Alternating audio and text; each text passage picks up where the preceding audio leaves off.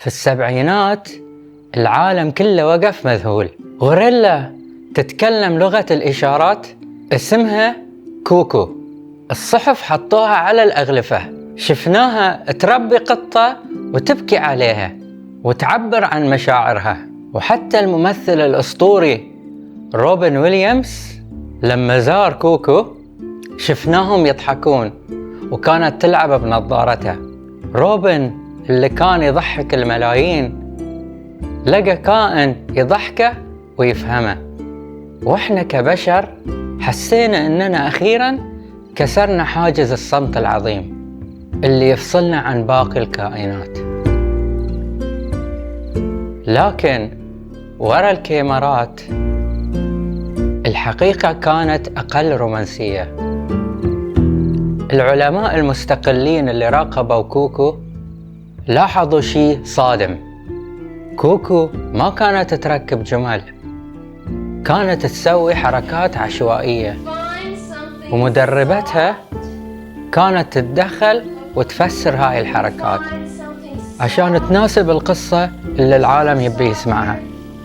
المشكلة ان هذه مو أول مرة ينضحك علينا فيها. قبل كوكو ب70 سنة ظهر في ألمانيا حصان اسمه هانس. حصان يحل مسائل رياضية معقدة بضرب حوافره. الكل صدق المعجزة إلى أن جاء عالم نفس واكتشف السر. هانس ما كان يعرف يحسب، كان يقرأ لغة جسد الجمهور. لما يقرب من الرقم الصحيح ملامحهم تتغير من التوتر، وهني هانس يوقف الضرب عشان ياخذ تفاحة. وهذا اللي يتسمى في العلم اليوم بتأثير هانز الذكي. التاريخ يثبت أن نرفض نتعلم. في الستينات عالم اسمه جون ليلي حاول يعلم الدلافين تتكلم الإنجليزي. الباحثين سمعوا أصوات الدولفين وقالوا هذه كلمات مقطعة، بس الحقيقة إن الدولفين كان يقلد الترددات عشان يحصل على السمكة. والباحثين من كثر حماسهم توهموا إنها لغة. واليوم السوشيال ميديا مليانة كلاب وقطط تضغط على أزرار صوتية، وأصحابهم معتقدين إنهم قاعدين يسولفون معاهم.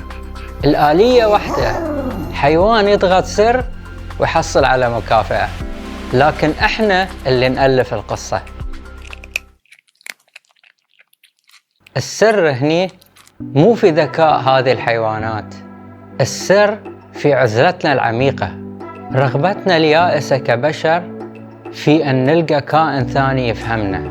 هاي اللي تخلينا نشوف انعكاسنا في عيونهم. احنا ما علمنا الحيوانات تتكلم، احنا استخدمناهم كأداة عشان نطمن نفسنا اننا مو وحيدين في هذا الكون. كوكو والدلافين وهانس ما كانوا ينطقون بلغتنا، احنا اللي كنا نسمع صدانا ونصدق انه حوار. وهذا كان الخط الخفي. بعض الأجوبة هي مجرد صدى لأسئلتنا.